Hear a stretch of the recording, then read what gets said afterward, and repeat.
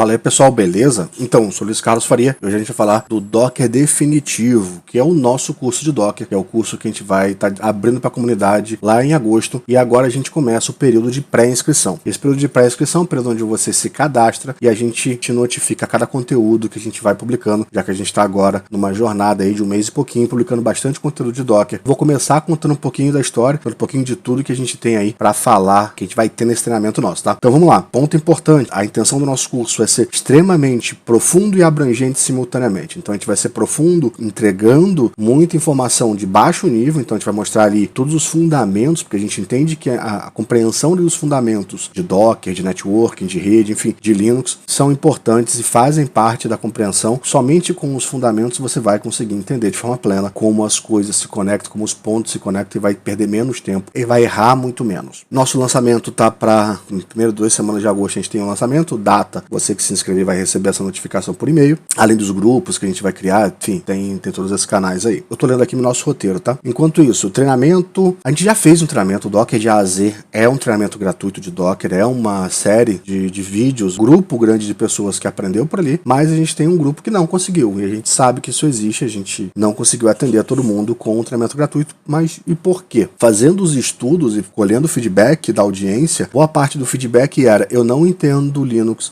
você expôs o conteúdo e fazia sentido para quem já tinha algum conhecimento. Então todo o modelo do que a gente vai estar propondo agora é um pouquinho diferente, ele é mais básico, ele é mais básico e mais avançado, então nossa área de atuação ela é muito maior. Vamos lá, introdução ao Linux, então a gente tem ali ferramentas, configuração, gerenciamento de segurança, então são todos os aspectos que a gente vai cuidar de um setup Linux, e partindo do básico, tá? Partindo do bem básico. Como é que é o bash? Como é que eu entro? Como é que eu uso, por exemplo, um PUT? Me conecto num servidor. Depois eu vou ter o deparo do Windows para Linux. Como é que funciona a parte de network? Qual é a diferença de networking? Para quem está acostumado com IS, qual é a diferença de trabalhar com IS ou não trabalhar com IS? Ou quais são os conceitos que estão ali ao redor do IS, que no Windows é de uma forma e no Linux é de outra?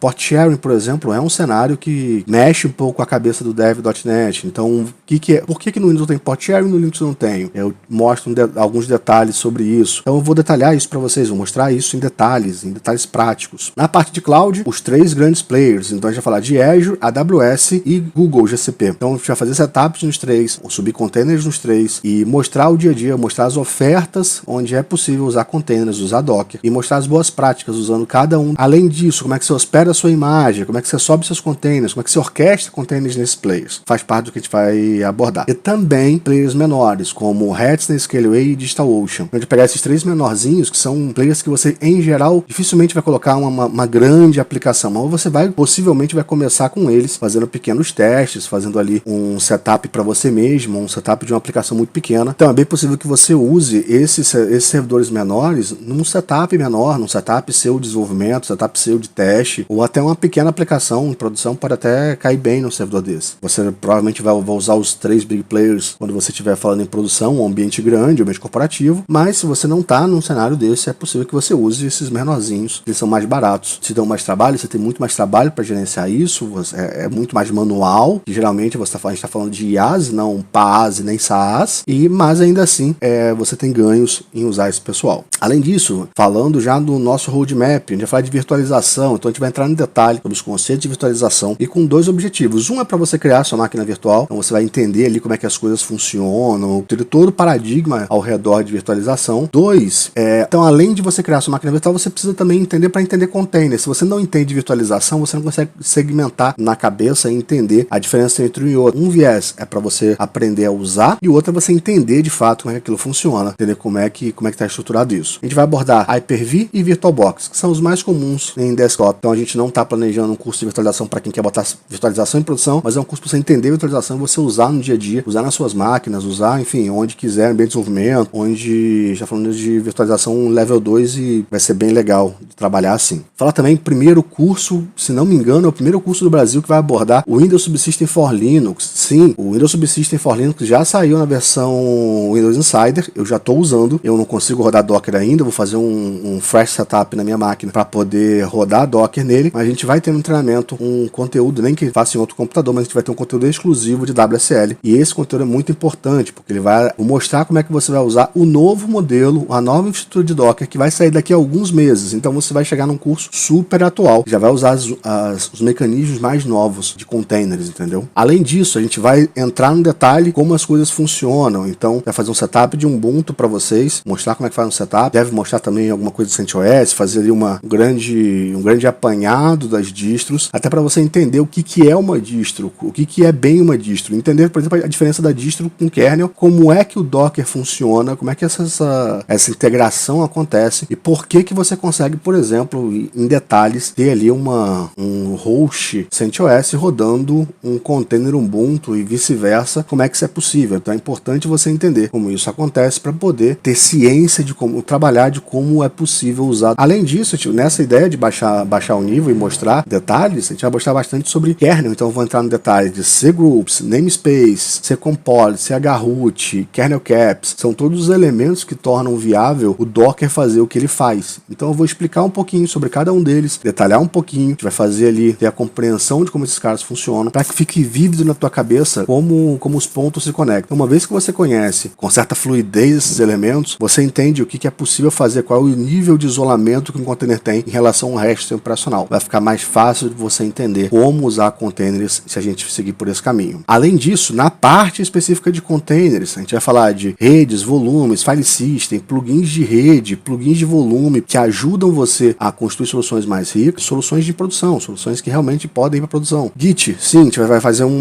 breve overview para Git, porque a gente imagina que esse treinamento ele pode ajudar o pessoal de infra e pode ajudar o pessoal de dev. Então ajuda tanto o Ops quanto o dev. Então a ideia é atender aos dois e Git vai ter ali a sua parte, porque a gente vai falar de Git, inclusive para mostrar como é que as coisas funcionam. Os exemplos de Git vão ajudar a entender como é que funcionam, por exemplo, a parte de build de imagens. Então, você vai ver ali o build de imagem acontecendo, a gente vai conseguir fazer um exemplo desse usando o Git para mostrar como é que as coisas se comportam no ambiente de file system distribuído. E o Git vai ser usado também para toda a parte de LM. Então, já que a gente vai abordar LM, esse é um elemento que vai correr junto com a gente ao longo dessa jornada. Então a gente vai falar, por exemplo, de Azure DevOps, como é que eu faço, como é que eu uso. Vai falar de Jenkins, como é que eu uso pipeline com Jenkins, como é que eu faço as coisas com Jenkins, como é que eu uso, por exemplo, um agente Jenkins que é um container, como é que eu faço a mesma coisa no Azure DevOps. Então vai ser um treinamento transformador, você vai cobrir todo o ciclo de vida de uma aplicação, então desde ali da parte de gestão, onde você pode, por exemplo, subir uma ferramenta com Docker, subir ali, sei lá, um Jira, um Confluence, alguma coisa do gênero para gerenciar seus requisitos, até a parte em que você sobe sua aplicação em produção. Então todo o fluxo,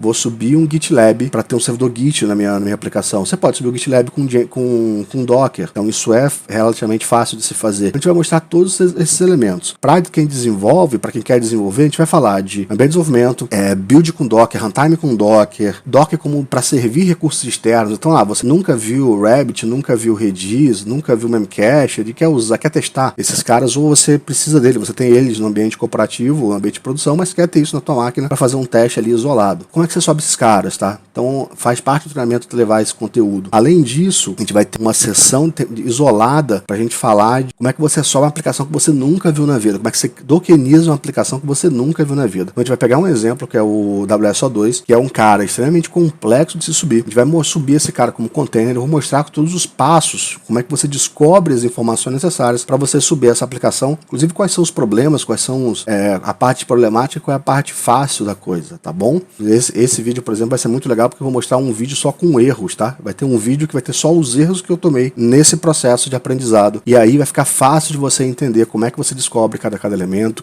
que pode acontecer de problema. Então, nem todos os vídeos são só de sucesso, não. Tem alguns que são especificamente para mostrar quais são os problemas que acontecem quando você executa efetivamente uma tarefa. Além disso, a gente vai falar de Node. Aí, quando eu falar de aplicação, entenda que eu já falar como é que desenvolve, como é que eu rodo e como é que eu faço deploy em produção. Então a gente vai falar de Node, Java, Angular e React, Python, .NET, Ruby, PHP e Go. Vou mostrar isso tudo do usando o Docker. Docker Hub, como é que você descobre imagens, como é que você publica imagens, toda a gestão de imagens no Docker Hub, como é que você monta um registro privado, então como é que você usa, por exemplo, todos os grandes players de Docker, todas as clouds grandes, trabalham já tendo o seu registro privado. Como é que você usa, como é que você contrata, então isso vai estar tudo no nosso treinamento. Além disso, como é que você compõe a aplicação com RabbitMQ, Redis, MongoDB, Memcached, Raven, Oracle. Então a gente vai mostrar stacks compondo os stacks do zero, que vai usar todas as tecnologias além das outras que a gente está falando aqui. A gente vai ter um stack, por exemplo, com ASP.NET Core e SQL Server, ASP.NET Core e MongoDB, Node MongoDB, ASP.NET Core Redis e MongoDB, ASP.NET Core Redis SQL Server e automação de banco. Então a gente vai percorrer stacks completos, além do óbvio Elk Stack. Então vou mostrar aquela infraestrutura de log em detalhes para vocês novamente. O que vai ser diferente do vídeo que eu já publiquei lá, gratuito? Eu vou entrar no detalhe dos argumentos, vou entrar no detalhe do como fazer, como eu cheguei àquela configuração, como eu tomei decisão de como construir aquela composição, quais foram as preocupações que eu tive, quais são as que eu tenho agora, que são 2 anos de projeto, 2 anos em que eu mantenho um stack montadinho, pré-montado ali com todas elas. Além disso, gerenciamento de container, então a gente vai falar de Portainer, vai falar de como você gerencia em todos os cloud providers, a gente vai falar da API de gerenciamento do Docker, então eu vou mostrar você como é que você cria container dinamicamente. Então caso você queira construir o próximo Kubernetes, faz parte do nosso treinamento, mostrar como é que você faz isso com o .NET, tá bom? Como é que você cria container, para que você quer criar um container por código, tá? Pode ser importante para você fazer um build. Eu tenho um exemplo em que eu rodo os 4 grandes players de banco para poder testar uma aplicação integrada com banco. Então eu subo Oracle, faço o teste ali na minha parte de integração de banco com Oracle, faço com SQL Server, faço com MySQL, faço com Postgre. E você pode escolher quais bancos você quer fazer também. Então é possível que você use isso para a tua infra, para fazer os teus builds, ou até para subir, efetivamente, criar um orquestrador, se é o que te interessa. Tem um projeto de cliente em que não tenho necessidade de usar uma orquestração, então um dos trabalhos é criar container dinamicamente. Porque eu não preciso de um orquestrador, eu preciso criar um único tipo de container. Então, e periodicamente, dado uma tarefa que vem para uma fila, blá blá blá, não importa muito, mas eu tenho uma tarefa que eu preciso criar esse container dinamicamente. Então, eu não preciso de um orquestrador. Eu vou ter um plugin ali feito em .NET, então a gente vai falar um pouquinho também de modelagem de código, para a gente abordar esse projeto especificamente, falar um pouquinho sobre modelagem, o que eu usei para modelar, para poder fazer isso para o meu projeto. Que modelagem é essa? Qual é a abstração que eu estou usando? Porque essa abstração que eu vou usar para poder fazer a criação dos containers, no final das contas, hoje eu crio na mão, hoje eu uso a API para criar um container, mas eu poderia usar a API que chama Kubernetes para fazer o deploy do serviço. Poderia ser assim também, ou poderia usar a Docker Swarm para fazer diferente também. Então ele vai ser bem flexível, porque vai permitir trabalhar com diversos orquestradores ou ele orquestrar sozinho.